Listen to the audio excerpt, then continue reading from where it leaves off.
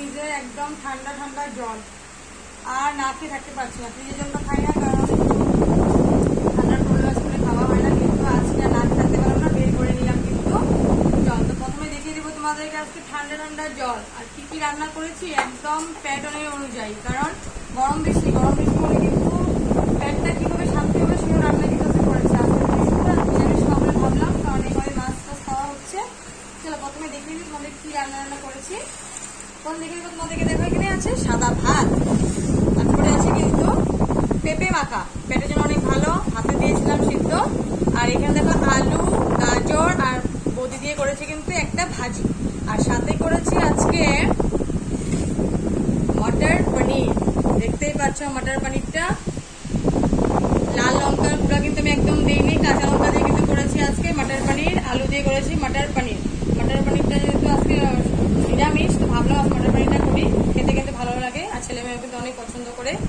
আর তার সাথে করেছি আজকে এখানে করেছি বুটের ডাল, একদম থকথকা করে কিন্তু করেছি। দেখো একদম বুটের ডাল, আমার ছেলে মেয়ে কিন্তু জিভে কিন্তু জল এসে গেছে। বুটের ডাল দিয়ে এত পছন্দ করে বলার মতন, আর পনির ভীষণ পছন্দ করে।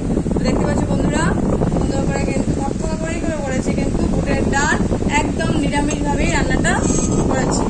আর সাথে করেছি কিন্তু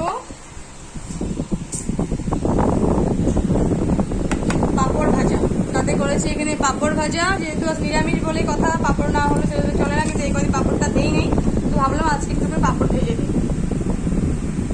আর সাথে আছে কিন্তু আমি বাড়িতে বানানো আমের আচার, আরও আছে, ওগুলো বানাইনি, কিন্তু একটু করে কিন্তু তেল মশলা দিয়ে ভালো মতো কিন্তু বানিয়ে নিয়েছি। দেখো আমের আচারটা আমি বাড়িতে বানিয়েছি বন্ধুরা।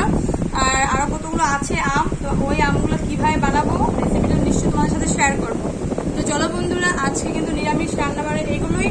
তো চলো কেমন হয়েছে নিশ্চয়ই কিন্তু কমেন্টসে জানিও। আর না পেঁপেটা কিন্তু আমি ভাতে দিয়েছিলাম বলে ভাত আছে এখানে কয়েকটা, দেখতে পাচ্ছ পেঁপেটা ভাতে সিদ্ধ দিয়েছিলাম। আর এটা কিন্তু বাড়িতে বানানো কিন্তু আচার, বাড়ির আচার আমি একদম খাই না, যেমনই আচার হবে কিন্তু বাড়িতে বানানোর চেষ্টা করি ছেলে মেয়ের জন্য। অনেক রকমের আচার কিন্তু আমার বাড়িতে আছে, এখন গরমের দিন তোমরা দেখতে পারবে সবসময় লাঞ্চের টেবিলে। তো চলো বন্ধুরা খাওয়া দাওয়াটা করে নিই, তোমাদের একটু লাঞ্চ হয়ে গেছে জানিও। রান্না কিন্তু আজকে